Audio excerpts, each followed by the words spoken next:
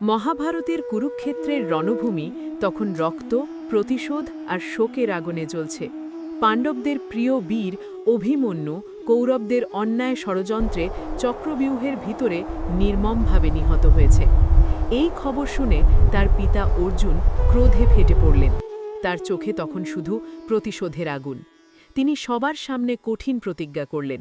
পরের দিন সূর্যাস্তের আগে তিনি জয়দ্রথকে হত্যা করবেন, না হলে নিজেই অগ্নিতে প্রবেশ করবেন। জয়দ্রথ, যে ছিল দুর্যোধনের বোনের স্বামী জয়দ্রথ, সেই অভিমন্যুকে চক্রব্যূহে আটকে রাখতে প্রধান ভূমিকা নিয়েছিল। তাই কৌরবদের কাছে সে ছিল অত্যন্ত গুরুত্বপূর্ণ।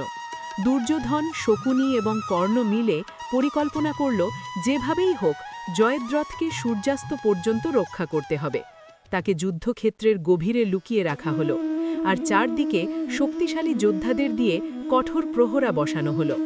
পরের দিন ভোর হতেই যুদ্ধ শুরু হলো। অর্জুন যেন বজ্রের মতো আঘাত করতে লাগলেন। তার গান্ডীব থেকে ছুটে চলা তীর একের পর এক বাধা ভেঙে এগিয়ে যেতে লাগল, কিন্তু কৌরব সেনারা তাকে থামাতে প্রাণপণ চেষ্টা চালাতে থাকল। সময় ধীরে ধীরে ফুরিয়ে আসছিল। সূর্য পশ্চিম আকাশে ঢলে পড়ছিল। অর্জুনের মুখে চিন্তার ছাপ, প্রতিজ্ঞা ভঙ্গ হতে চলেছে। ঠিক তখনই তার রথের সারথি শ্রীকৃষ্ণ মৃদু হাসলেন। তিনি বুঝলেন শুধু শক্তি দিয়ে এই প্রতিজ্ঞা পূরণ সম্ভব নয়, দরকার কৌশল। হঠাৎই তিনি তার সুদর্শন চক্র দিয়ে সূর্যকে আড়াল করে দিলেন। মুহূর্তের মধ্যে চারদিকে অন্ধকার নেমে এলো।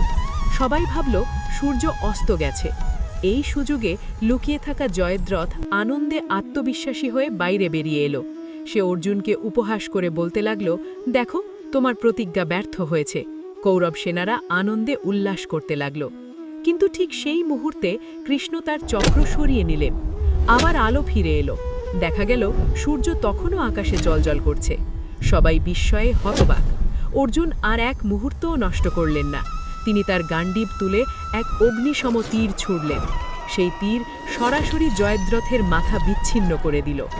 এইভাবে অর্জুন তার প্রতিজ্ঞা পূর্ণ করলেন। পাণ্ডব শিবিরে আনন্দের ঢেউ উঠল, আর কৌরবদের মুখে নেমে এলো হতাশার ছায়া। এই ঘটনায় প্রমাণ হয়ে গেল শুধু শক্তি নয়, সঠিক সময়ে সঠিক বুদ্ধি আর কৌশলই সত্যিকারের বিজয় এনে দেয়। সনাতনী হয়ে থাকলে এই চ্যানেলটিকে অবশ্যই সাবস্ক্রাইব করবেন এবং ভিডিওটিতে একটি লাইক করে কমেন্টে লিখবেন জয় শ্রীকৃষ্ণ। সবাই ভালো থাকবেন, সুস্থ থাকবেন।